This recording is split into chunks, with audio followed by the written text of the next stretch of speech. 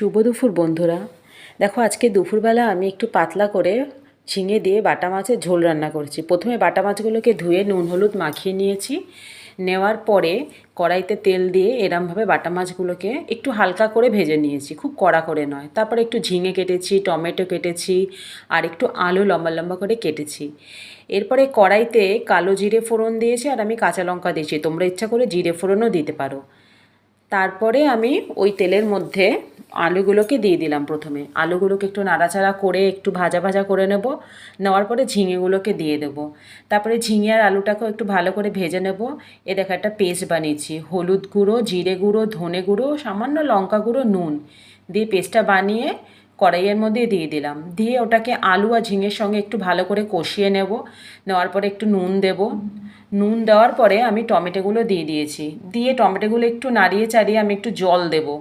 জল দিয়ে একটু